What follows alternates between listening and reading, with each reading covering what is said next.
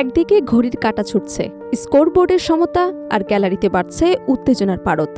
অন্যদিকে 12 বছরের অপেক্ষা, 2 বিশ্বকাপের হতাশা, সবকিছুর অবসানের লড়াইয়ে মাঠে জার্মানি।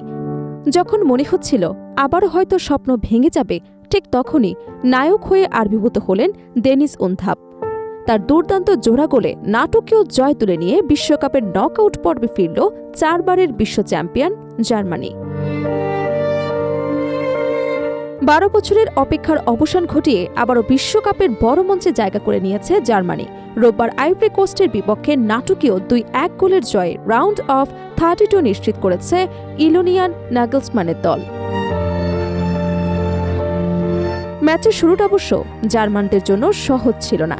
প্রথমার্ধে আক্রমণাত্মক ফুটবল খেললেও কাঙ্ক্ষিত গোলের দেখা পাচ্ছিল না 4 বারের বিশ্ব চ্যাম্পিয়নরা। উল্টো 30তম মিনিটে ফ্রাঙ্ক ক্যাসিয়ার গোলে পিছিয়ে পড়ে জার্মানি।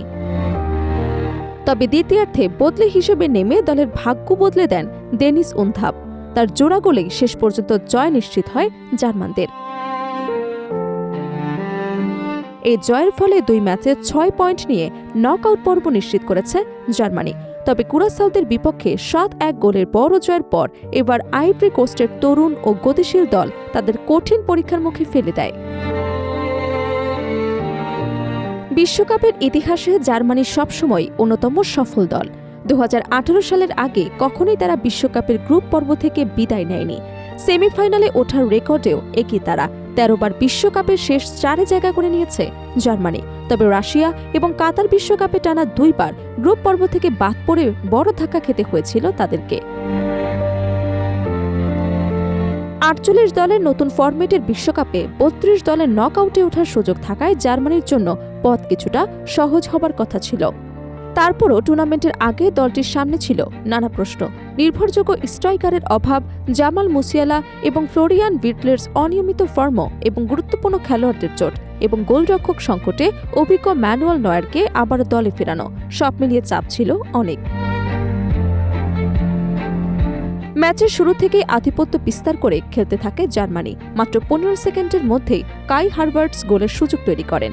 এরপর জোশুয়া কিমিখের ক্রসে তার হেড দুর্দান্ত ক্ষমতায় আটকে দেন আইভরি কোস্টের গোলরক্ষক ইয়াহিয়া ফোফানা। জামান মুসিলিয়ারাও কয়েকবার আক্রমণ তৈরি করেন, তবে সফল হতে পারেননি। 21তম মিনিটে ফেলিক্স এনমেচার দূরপাল্লার শট নিলেও সেটি কর্নারের বিনিময়ে ঠকিয়ে দেয় আইভরি কোস্ট। কর্নার থেকে আলেকজান্ডার পাভলোভচি পল জালে পাঠালেও গোলরক্ষককে ফাউলের অভিযোগে গোল বাতিল হয়। এরপরেই ম্যাচের চিত্র বদলে দেয় আইভরিয়ানরা। 30তম মিনিটে তরুণ ইয়ান দিওমান্তের দারুণ দৌড় এবং নিচু ক্রস থেকে তৈরি হওয়ার সুযোগ কাজে লাগান ফ্রাঙ্ক কেসিয়ে।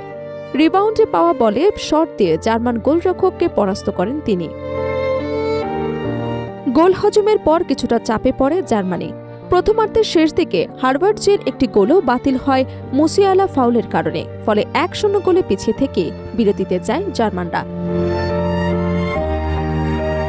দ্বিতীয়ার্ধে ম্যাচে পরিবর্তন আনেন নাগলসম্যান।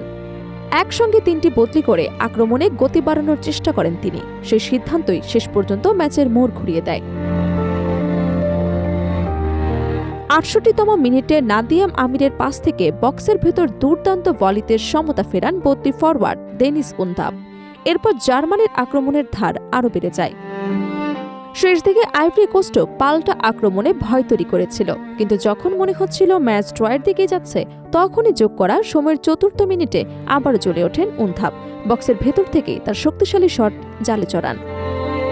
উনথাপের দ্বিতীয় গোলে 2-1 ব্যবধানে জয় নিশ্চিত করে জার্মানি। 2014 সালে বিশ্বকাপ জয়ের পর প্রথমবারের মতো কোনো বিশ্বকাপ নকআউট পর্বে উঠল তারা। একসময় টুর্নামেন্ট স্পেশালিস্ট হিসেবে পরিচিত জার্মানি অবশেষে আবারও ফিরে এসেছে বিশ্বকাপের মূল লড়াইয়ে। তবে সামনে অপেক্ষা করছে আরও বড় পরীক্ষা, কারণ এবার শুধু ফিরে আসা নয়, নিজেদের হারানো শ্রেষ্ঠত্ব ফিরে পাওয়ার লড়াই জার্মানির।